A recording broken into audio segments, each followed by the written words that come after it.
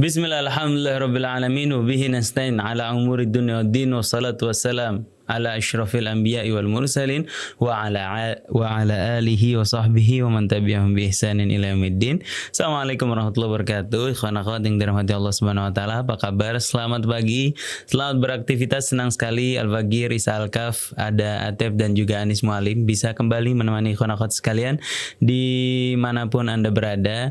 Dan seperti biasa ikhwan akhwat, setiap pagi di hari Senin pagi ini, di mana orang-orang sedang sibuk-sibuknya mencari atau melaksanakan apa yang menjadi perannya sebagai guru, sebagai karyawan, sebagai pebisnis dan lain sebagainya, kita menemani ikhwan akhwat dengan merenungi ayat-ayat Allah Subhanahu wa taala yang akan meningkatkan kualitas diri kita bersama guru kita Ustaz Husain bin Hamid Al-Attas. Assalamualaikum Ustaz. Waalaikumsalam. Alhamdulillah sehat Ustaz ya. Alhamdulillah, masyaallah bil afiyah. Ada Ustaz Hamzah bin Attas Al-Attas. Assalamualaikum Ustaz. Masyaallah. Alhamdulillah sehat juga Ustaz. Alhamdulillah. Dan membersamai kita konsultan sumber daya manusia ya, Pak Syafril Lubis. Assalamualaikum Pak Syafril. Waalaikumsalam. Masyaallah, segar sekali Pak. Alhamdulillah.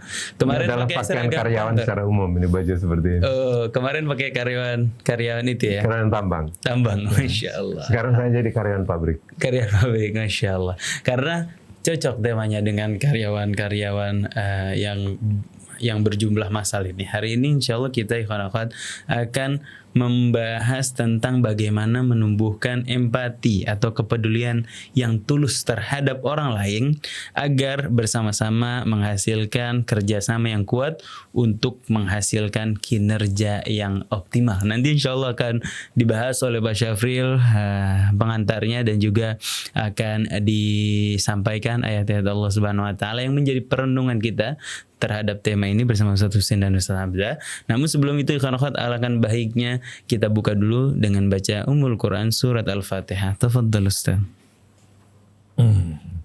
A'udzu billahi minasy syaithanir rajim. Bismillahirrahmanirrahim. Alhamdulillahi Rabbil Alamin, Ar-Rahmanir Rahim, Maliki Yaumiddin, Iyyaka na'budu wa iyyaka nasta'in, Ihdinas siratal mustaqim, siratal ladzina an'amta 'alaihim, ghairil maghdubi 'alaihim waladdallin. Amin amin ya rabbal alamin. Allahumma rahamna bil Quran. Semoga dari awal baca surat Al-Fatihah tadi Allah bukakan pintu hidayahnya untuk kita semua. Ikhwan akhwat, kita akan membahas bagaimana menumbuhkan empati atau kepedulian agar meningkatkan kinerja kita, meningkatkan kerjasama kita sebagai karyawan atau sebagai pekerja atau sebagai pebisnis sekalipun di lingkungan kerja kita. Kita akan dengarkan dulu ikhwan akhwat pengantar yang akan disampaikan oleh Pak Syafril Lubis. Silakan Pak Syafril. Assalamualaikum warahmatullahi wabarakatuh. Assalamualaikum warahmatullahi wabarakatuh. Para ikhwan dan akhwat, apakah Anda sebagai profesional, sebagai pekerja, sebagai bagian dari kegiatan perusahaan, atau bahkan sebagai petani sekalipun, sebagai tukang ojek, hari ini kita akan bicara kerjasama. Modal utama dalam bentuk kerjasama adalah kebersihan hati. Kalau pada pertemuan sebelumnya kita bicara tentang niat, kemudian kita bicara tentang keteladanan berbasis kejujuran, hari ini kita bicara kepedulian. Kepedulian ini salah satu juga yang semakin tipis di lingkungan kerja. Ini kaitannya para pemirsa dan pendengar sekalian adalah upaya meningkatkan produktivitas tenaga kerja Indonesia, yang dalam pertemuan sebelumnya kita bahas nilainya itu presentasinya kira-kira 74,3%. dibanding dengan Singapura sendiri 80%-an, Jepangnya 110%-an, Korea bahkan 122%. Bagaimana kita meningkatkan kinerja kita menjadi lebih baik, di mana ini adalah representasi dari umat Islam. Nah, jadi diskusi pagi ini adalah bagaimana kita membangun kerjasama melalui tumbuhnya empati dalam diri kita masing-masing. Empati ini gambarannya adalah memahami, peduli, kemudian ada dorongan untuk ikut membantu. Bukan hanya sekedar paham kesulitan dari teman-teman kita, tapi ada tumbuh keinginan untuk membantu. Contohnya kalau misalnya seseorang lagi kehilangan motor misalnya. Kalau kita bilang, aduh, innalillah, sedih sekali ya, itu sekedar simpati. Tapi kalau Anda kehilangan motor, kesulitan dalam pergi bekerja, oke, saya bantu dengan misalnya meminjamkan uang. Kalau kita punya uang, itu adalah contoh dari empati. Nanti guru-guru kita akan mengkaitkan bagaimana upaya menumbuhkan empati ini dalam perspektif agama Islam. Ya, mari kita ikuti bersama-sama dengan niat pertama adalah memperbaiki diri kita, para pemirsa pendengar sekalian, menjadi orang yang memiliki rasa empati sebagai bagian dari upaya mencari ridho Allah. Kurang lebih seperti itu. Insyaallah, jazakumullah khairan jaza Pak Syafril atas pengantarnya. Barangkali Ustaz Hussein bisa memberikan penjabaran. Tafadhal Ustaz. Alhamdulillahi Rabbil Alamin. Hamdan kathiran tayyiban mubarakan fi kama yuhibbu Rabbuna wa yarda. Allahumma salli ala Muhammadin wa ali Muhammad. Assalamu alayka ya Rasulullah. Wassalamu ala ahli baitika tayyibin wa sahabatika al-ghurril mayamin. Wassalamu alayna wa ala ibadillahi salihin. Wassalamu alaikum ayyuhal ikhwatul mu'minun wal akhwatul mu'minat wa rahmatullah wa barakatuh. Allahumma atina min indika rahma wa alimna min ladunka ilman nafi'a wa anfa'na bima 'allamtana. Ikhwan akhwat pendengar pemirsa yang dirahmati Allah, pagi hari ini bersama Ustadz Hamzah bin Attas Al-Attas, bersama Bapak Syafril, Ustadz Isa bin Ahmad Taufik, ditemani oleh Atep Setiabudi, Anis Mualim, seluruh kerabat kerja di studio keluarga besar Radio Silaturahim, begitu pula akhwat kita yang sedang magang bersama kita. Alhamdulillah, kita akan melanjutkan dialog kita di bawah naungan Al-Quran di seputar tema meningkatkan produktivitas kerja kita sebagaimana yang diajarkan Allah dan diajarkan oleh Nabi kita Muhammad sallallahu alaihi wasallam. Allah Subhanahu wa taala menciptakan kita sebagai khalifahnya di muka bumi ini, dengan sendirinya kita memegang amanat dan tanggung jawab. Oleh karena itu, dengan niat kita beribadah kepada Allah Subhanahu wa taala, menyadari bahwa hidup ini merupakan amanat, begitu pula pekerjaan yang kita jalankan juga merupakan amanat.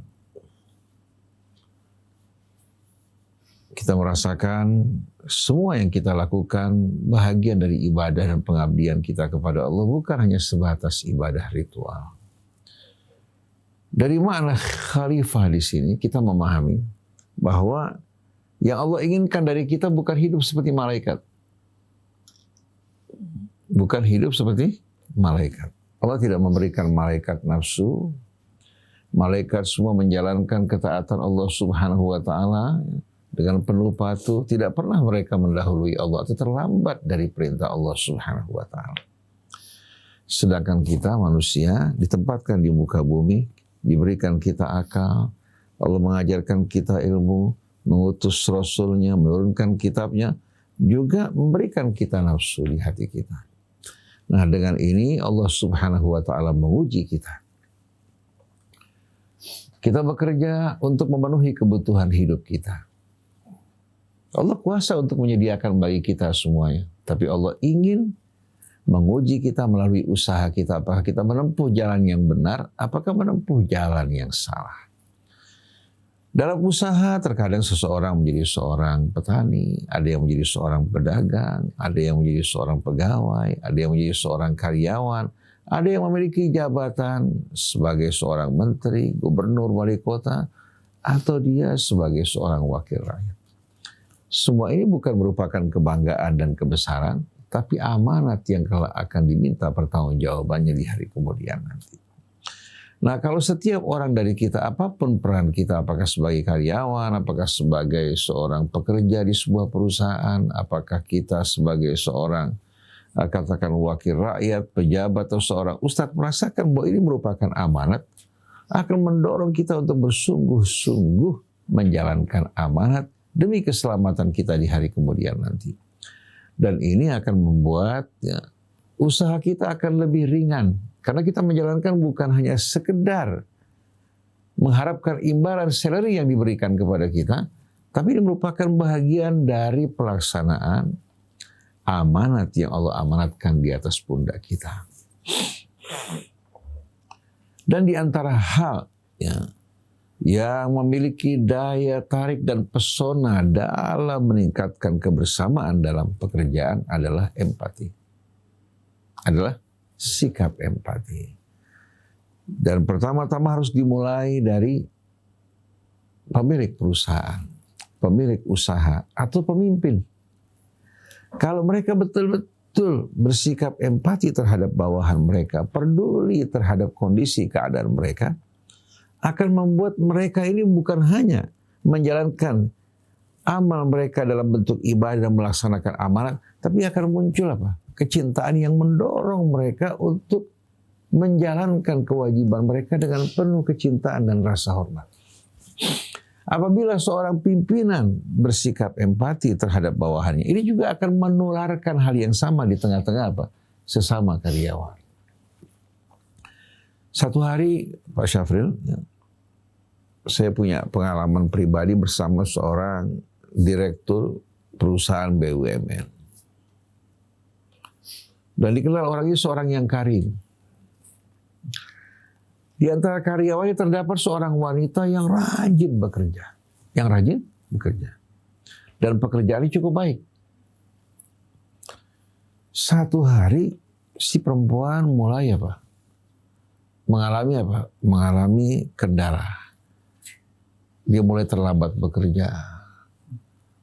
Datang dalam keadaan lambat, terkadang dia pulang lebih cepat, pekerjaannya tidak seperti sebelumnya.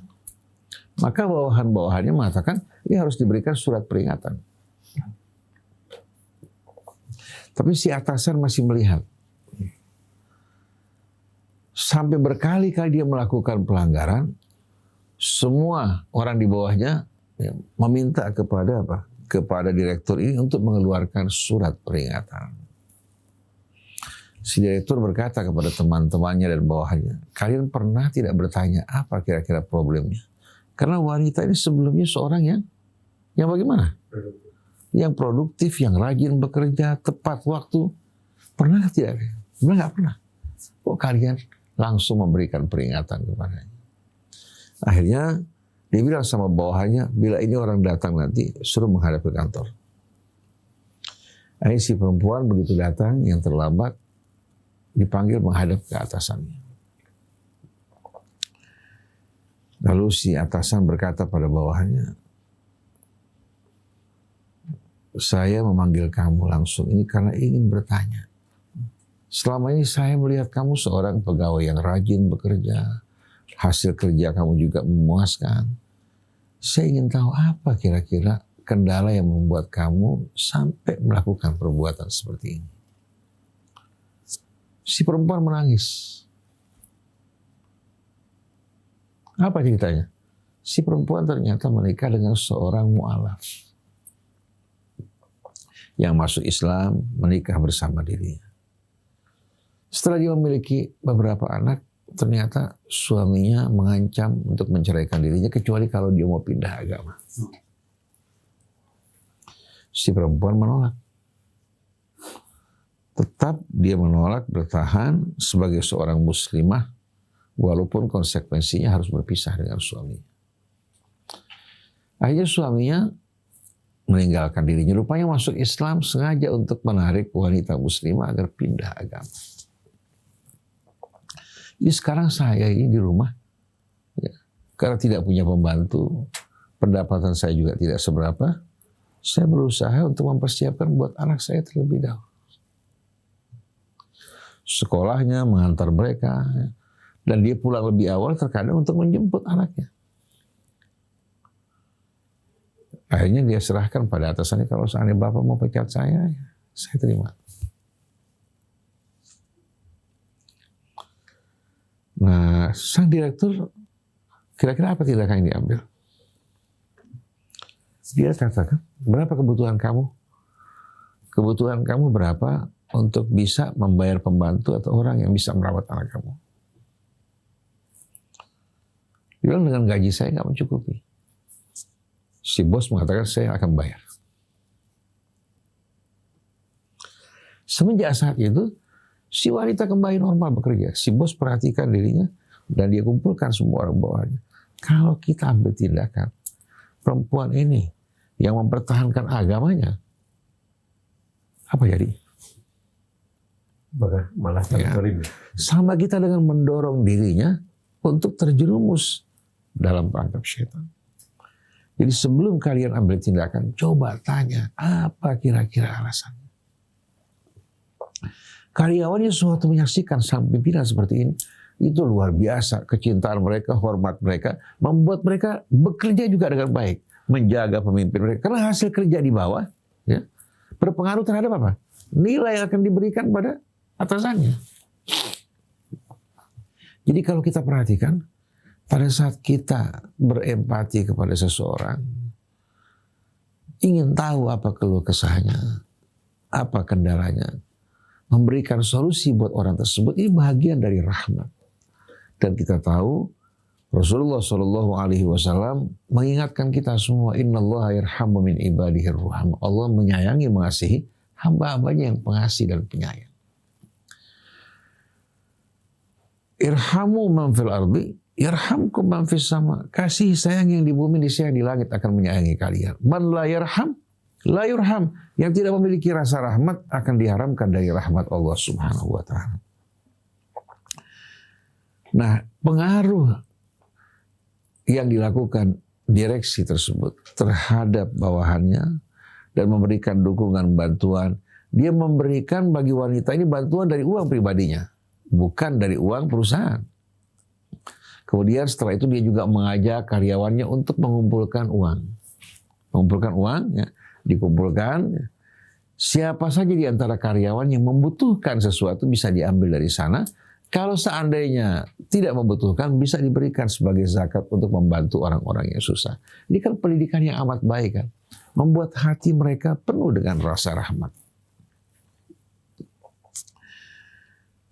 Ada kisah yang lain. Seorang asal keturunan Arab, warga Indonesia, ya, memelihara kambing, bekerja sebagai seorang pedagang kambing.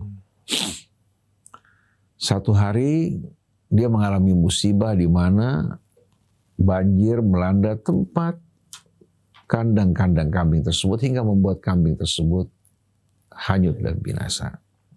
Tetangga datang bersimpati, keluarga, teman-temannya semua bertanya, bagaimana kejadiannya? Hingga orang terpaksa bercerita mengulangi kejadiannya. Tapi tidak ada satupun di antara mereka yang mengulurkan bantuan. Kira-kira bisa nggak menyelesaikan persoalan orang ini? Bagaimana dia akan memulai usahanya? Bagaimana dia memberikan makan keluarganya? Tahu-tahu datang seorang Indonesia tapi asal keturunan Tionghoa, seorang Chinese. Begitu datang, kebetulan rekan kerja juga, dia membuka restoran, mengambil kambing dari orang ini. Dia ucapkan belasungkawanya, kemudian dia bertanya, berapa kerugian kamu?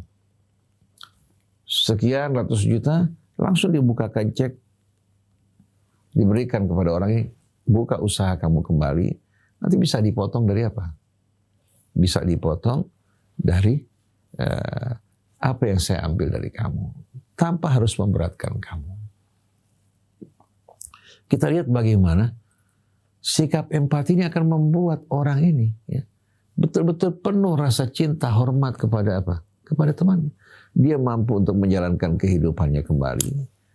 Dia mampu untuk usaha kembali tanpa menjadi beban buat orang lain. Ini merupakan hal yang betul-betul amat indah, luar biasa.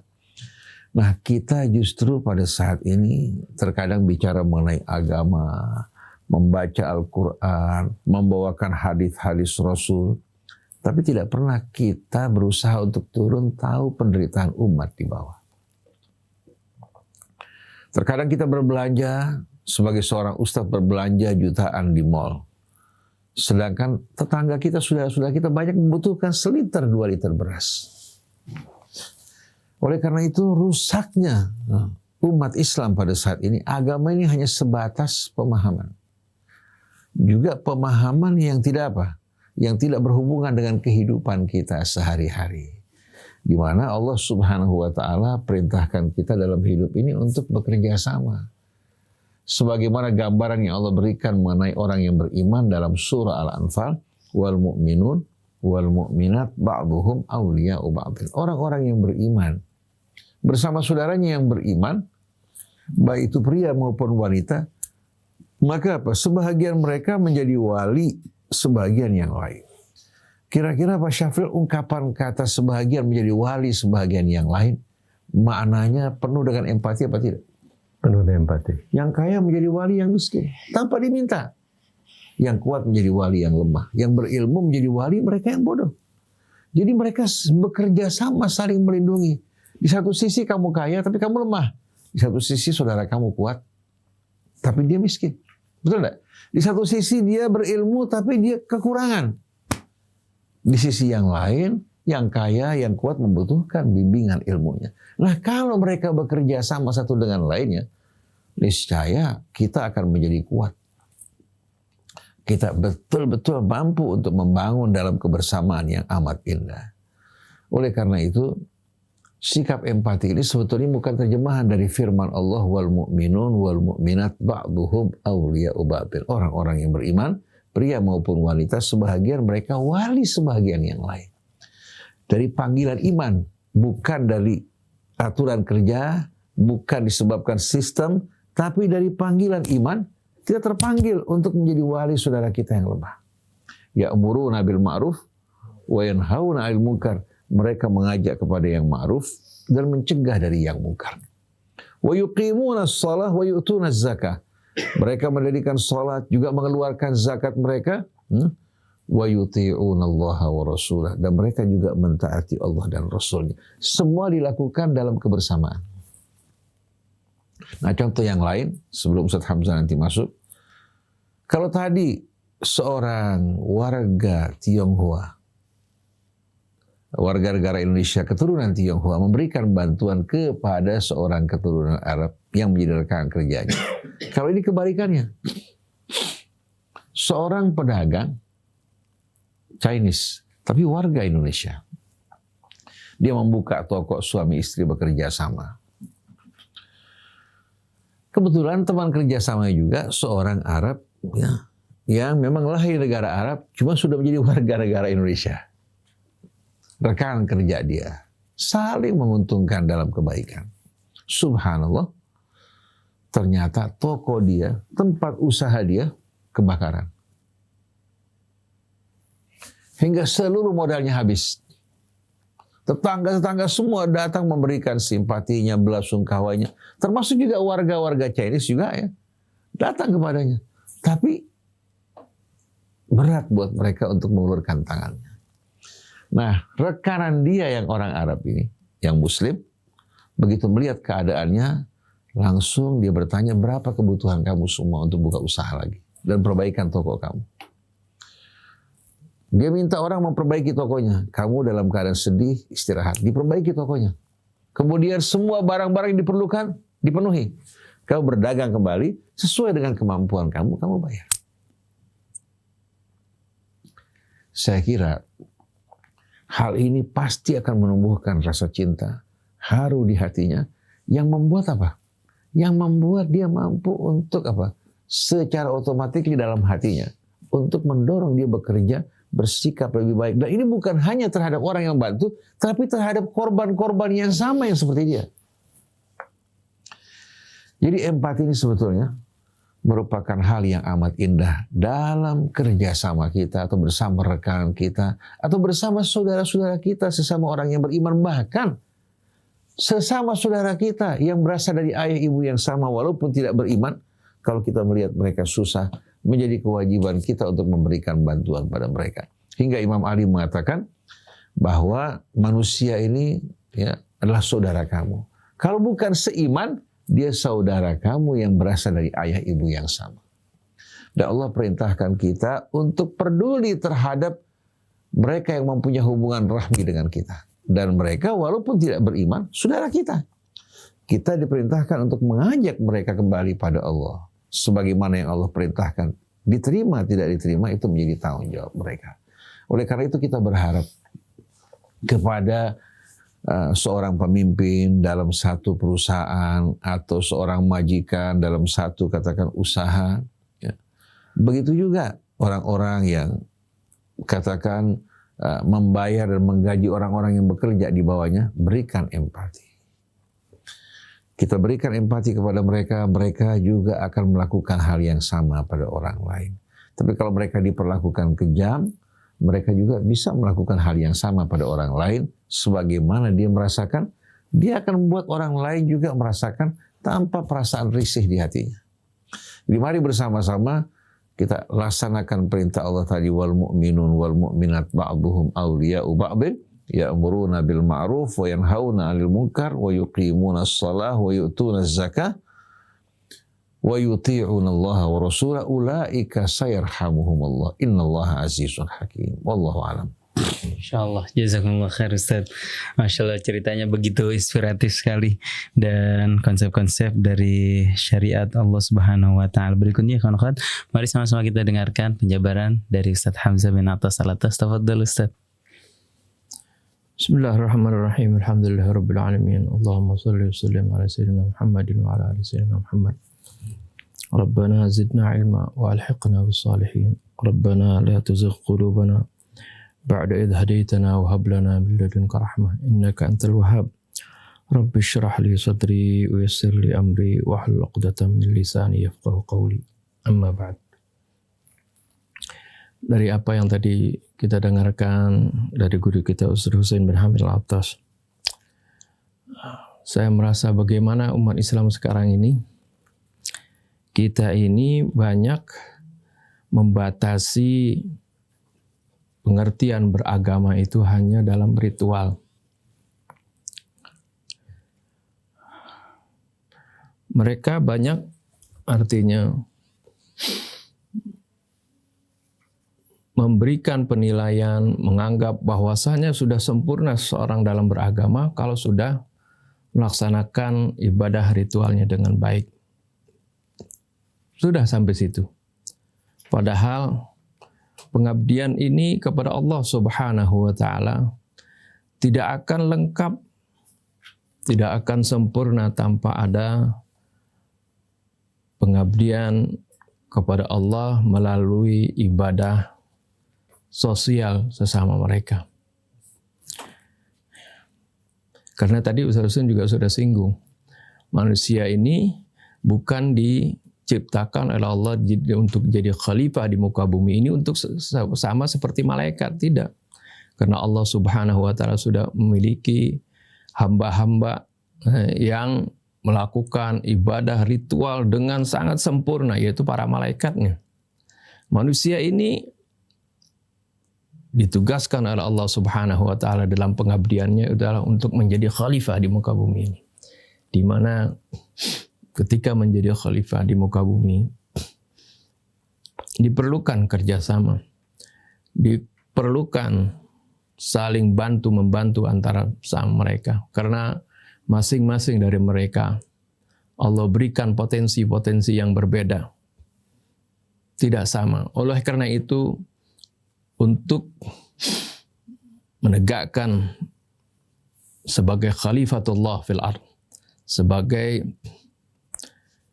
wakil Allah di dalam memakmurkan dunia ini, yaitu diperlukan kerjasama. Oleh karena itu perintah Allah Subhanahu wa Ta'ala dalam pengabdian kepada Allah, ketika Allah Subhanahu wa Ta'ala perintahkan untuk kita menyembah Allah dan tidak mensekutukannya dengan sesuatu, seperti dalam surah An-Nisa 36, wa'budullaha wa la tusyriku bihi syai'a wa bil walidaini ihsana.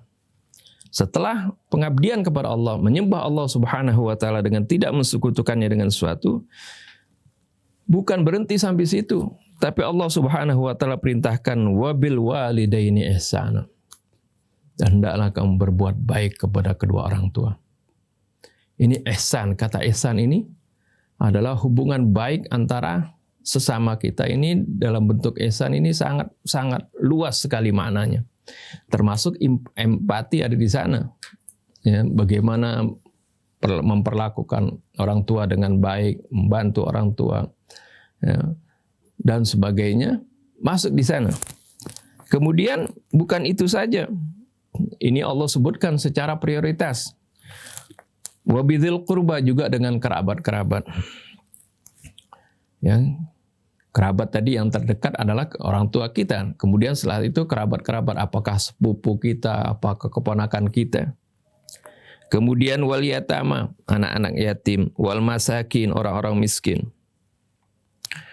Wal jari dzil qurba, kepada tetangga-tetangga dekat. Ini kita diperintahkan terus ini.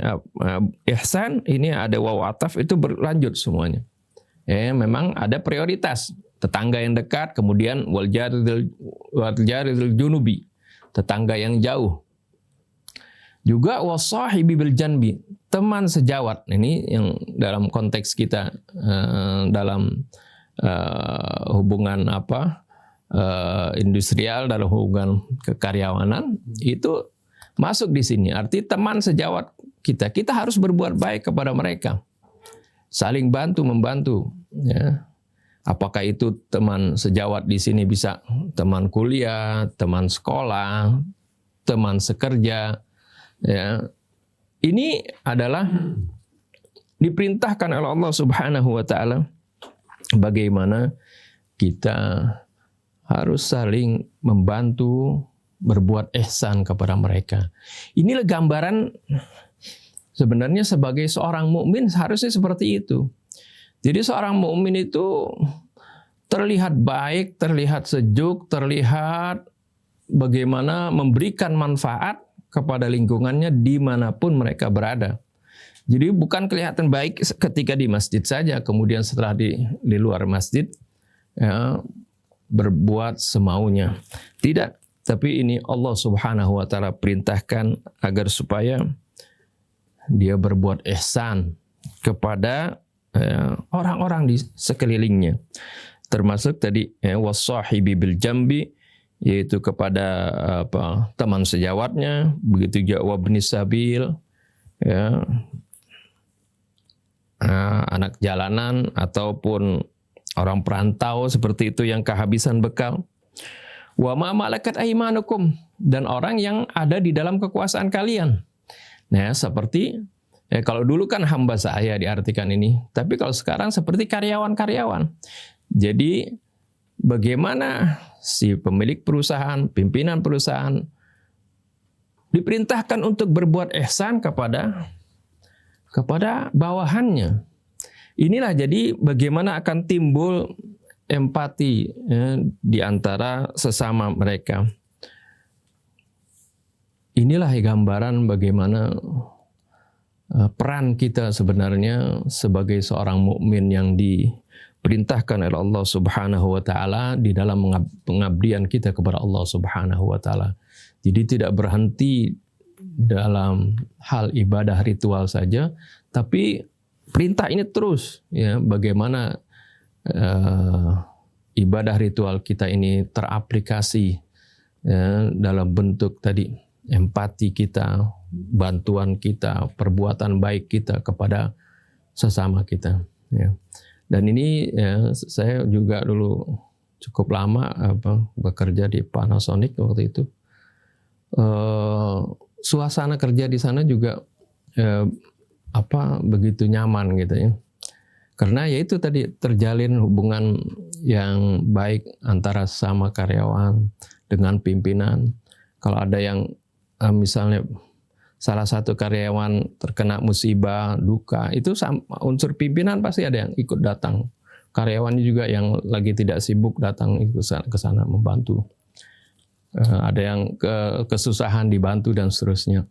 Bahkan ya di sana sampai ada program itu setiap karyawan ini tiap tahun ada yang diberangkatkan haji dan juga yang non muslim diberangkatkan pergi ke Vatikan gitu.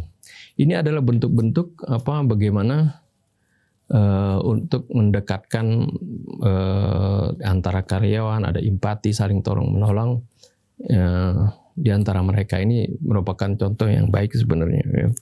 Dan ini sebenarnya yang seharusnya dilakukan oleh setiap Muslim, setiap mukmin, apakah dia sebagai pimpinan perusahaan ataupun dia sebagai karyawan dari suatu perusahaan, hendaklah berlaku ihsan tadi. Karena Allah Subhanahu wa taala mengingatkan dalam surah Al-Maidah, wa ta'awanu 'alal birri wat taqwa wa la ta'awanu 'alal itsmi wal 'udwan. Saling tolong menolonglah kalian di dalam kebaikan dan ketakwaan, tapi jangan saling menolong dalam hal sebaliknya, yaitu dalam keburukan dan permusuhan.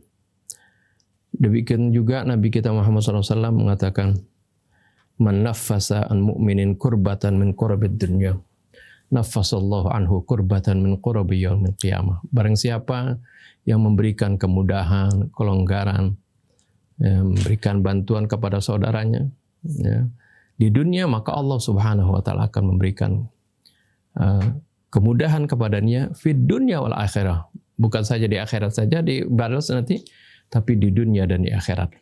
Ya. Wallahu fi aunil abdi ma kana al-abdu fi auni akhi. Dan Allah senantiasa akan menolong hambanya selama si hamba itu mau menolong dan membantu saudaranya. Nah ini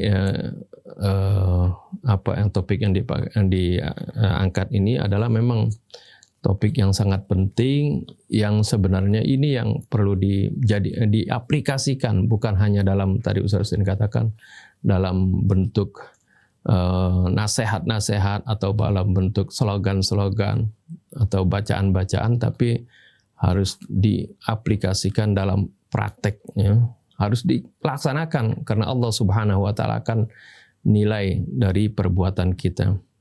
Ya Allah kecam orang-orang yang hanya berkata tapi tidak mengatakan lima taquluna ma la taf'alun kabura maqtan indallahi an taqulu ma la taf'alun. Jadi ini Allah kecam, kenapa kamu hanya mengatakan tapi yang kamu tidak melaksanakan. Sungguh besar murka Allah jika kamu hanya mengatakan tapi kamu tidak mengerjakannya. Wallahu a'lam. Insyaallah, jazakumullah khair Ustaz Hamzah. Pernyataan Ustaz Hamzah yang terakhir tadi, ana teringat dengan satu pertanyaan ini yang barangkali kita cicil pertanyaannya, insyaallah kita akan jawab secara lengkap di hari Selasa. Bismillahirrahmanirrahim. Assalamualaikum warahmatullahi wabarakatuh Ustaz. Tentang lima taquluna ma la taf'alun. Kenapa kalian berbicara apa yang enggak kalian kerjakan? Kaburu maqtan indallah. Kaburu maqtan itu maknanya apa Ustaz? Murka di sisi Allah kalau kita mengatakan apa yang enggak kita kerjakan Ustaz ya. Bagaimana jika kita Ustaz berdakwah sesuatu yang belum bisa kita amalkan Ustaz? Contoh, kita misalnya berdakwah tentang kekeluargaan, kita belum berkeluarga. Kita berdakwah tentang haji, kitanya belum berangkat tentang haji dan lain sebagainya Ustaz. Itu apa hukumnya kan Ustaz? Bukankah itu adalah taquluna ma la taf'alun Ustaz? Syukran Ustaz. Jazakumullah khair.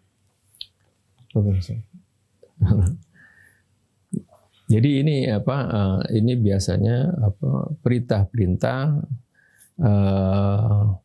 dulunya kan itu ini ditujukan kepada ahlul kitab, mereka yang menganjurkan para penduduk Madinah untuk beriman kepada Nabi.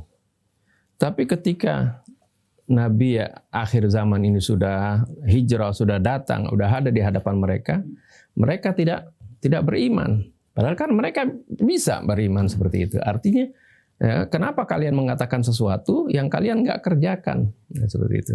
Ya kan beda tadi kalau yang apa yang ditanyakan misalnya kita menganjurkan orang pergi haji, ya kita juga pengen mengerjakan, tapi kan kondisi yang belum itu karena beda. Tapi kalau ini adalah menyuruh orang sesuatu yang dia sendiri mampu melakukannya, tapi nggak mau mengerjakan.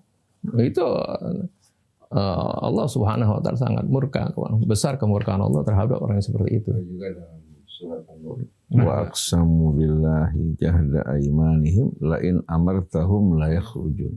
Qul la tuqsimu ta'atun ma'ruf. Mereka pada saat sebelum perang bersumpah, kalau kamu perintahkan kami untuk berperang wahai Rasulullah, kami akan perang, berjihad di jalan Allah. Begitu datang panggilan perang, mereka justru bersembunyi. Allah bilang, la tuqsimu, jangan kalian sumpah ta'atun ma'ruf, ay ta'atukum ta'atun ma'rufah. Ketaatan kalian, ketaatan yang ma'ruf. Ketaatan di mulut yang nggak sesuai dengan apa? Jadi kabura maqtan juga dalam bahasa Arab sebetulnya ini merupakan bentuk apa? Bentuk perubahan. Kalau kabira yakbaru kan artinya.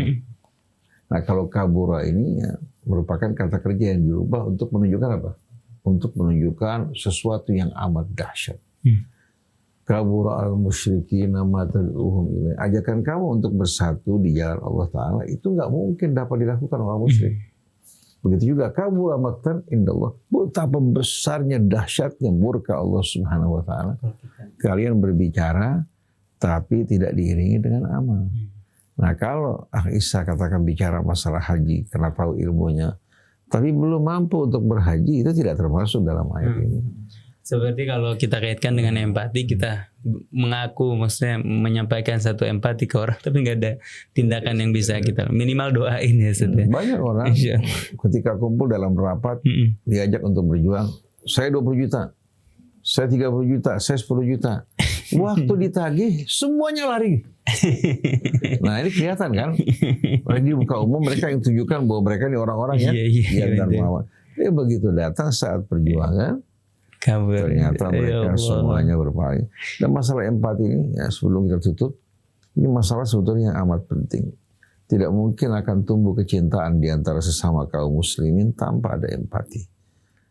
Nah kalau orang tidak ada empati, walaupun sama-sama muslim, yang ada hanya basa-basi. Yang ada basa-basi. Walaupun kita berjamaah, tapi setiap orang memikul bebannya sendiri. Tapi kalau seandainya kita lihat orang sedang memikul beban, tanpa diminta, kita bantu dia untuk meringankan bebannya. Sikap seperti ini akan membuat apa? Orang yang tadinya mungkin tidak memiliki rasa simpati terhadap kita, atau juga mungkin penuh dengan rasa apa? Rasa iri atau dengki atau salah faham. Begitu kita tunjukkan sikap seperti ini, langsung berubah.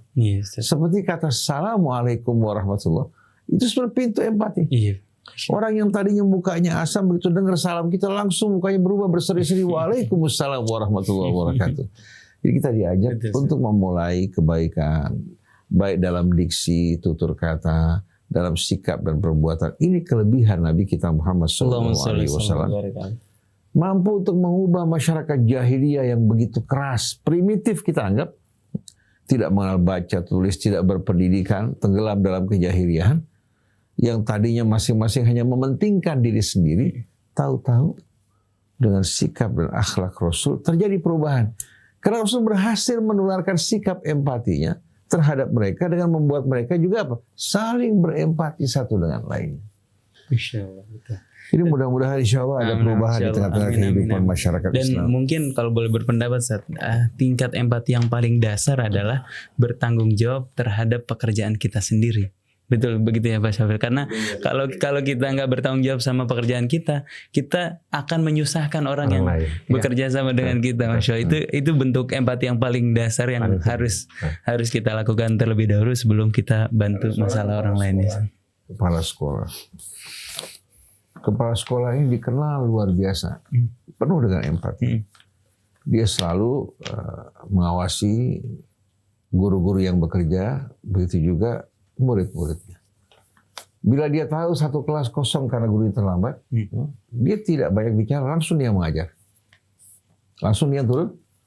Sampai akhirnya, dia tidak tegur gurunya secara langsung, tapi langsung dia mengajar. Sampai si guru apa? Malu. Yang terlambat datang malu. Besok-besok dia tidak akan ulangi lagi. Ada hal yang kotor, langsung diambil pel, dia bersihkan. Akhirnya membuat apa? Sekolah menjadi Pekerjaannya apa? Yang harusnya wajib membersihkan, malu kan? Ya Allah. Ternyata apa?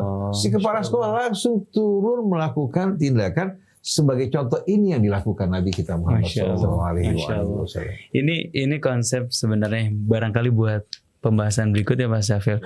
Konsep yang membuat baginda Nabi Muhammad SAW menjadi orang paling berpengaruh di seluruh dunia yang ditulis di dalam buku 100 Orang Paling Berpengaruh adalah beliau melakukan apa yang beliau ajarkan. Atau kalau bahasa Pak Syafilnya walk the talk ya Pak Syafil. Kurang lebih ya. Masya Allah. Jazakumullah khair. Pak Syafil ingin memberi kesimpulan? Mungkin sebagai penutup saja, para ikhwan dan akhwat sekalian, sekedar cerita, tahun 2007 di salah satu tambang batu bara terbesar di Kalimantan Selatan. Pada saat itu tambang sedang aktif-aktifnya, semua perusahaan saling berebut. Tetapi di salah satu kontraktor di perusahaan itu, di tambang itu, menerapkan membangun empati. Apa yang terjadi adalah karyawan saling tolong-menolong, menghasilkan tingkat produktiviti yang tertinggi pada saat itu. Dan dalam kesempatan ini para pemirsa, pendengar sekalian,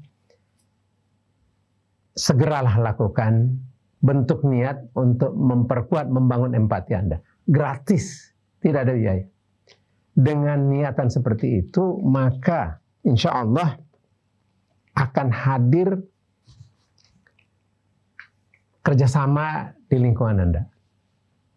Dan apabila didasarkan pada bahasan kita yang pertama dan seterusnya, dengan niat yang baik, mencari ridho Allah, kemudian Anda tampilkan keteladanan, hari ini Anda tampilkan pula empati, dan ajarkan itu, perlihatkan itu, niscaya lingkungan Anda, apakah Anda pemilik perusahaan, apakah Anda manajer, apakah Anda pekerja, insya Allah lingkungan Anda menjadi lingkungan yang lebih nyaman, yang tumbuh di situ nilai-nilai kepedulian dalam konteks mencari ridho Allah. Mungkin sebagai penutup kurang lebih begitu. Jazakumullah khair Mas Syafril. Jazakumullah khairan jazaa akhwat. Terima kasih banyak Ustaz atas nasihatnya, Ustaz Hussein, Ustaz Hamzah. Semoga bermanfaat buat kita. Semoga semakin membakar semangat kita ya akhwat dalam berkontribusi dimanapun peran kita berada. Baik itu karyawan, pebisnis, guru, dokter sekalipun, atau pilot sekalipun, apapun pekerjaan Anda. Mudah-mudahan ketika Anda melandasi dengan keimanan kepada Allah, pekerjaan kita disertai, dibantu, dan dimudahkan oleh Allah Subhanahu wa Ta'ala. Akhwat, mari sama-sama kita tutup dengan baca doa kafaratul majlis. Subhanakallahumma bihamdika asyhadu an la ilaha illa anta astaghfiruka wa atubu ilaik. Al-Fagir, Isa Al-Kaf, ada Atep, ada Anis Mualim beserta seluruh kru yang bertugas mohon undur diri. Wassalamualaikum warahmatullahi wabarakatuh. Waalaikumsalam warahmatullahi wabarakatuh.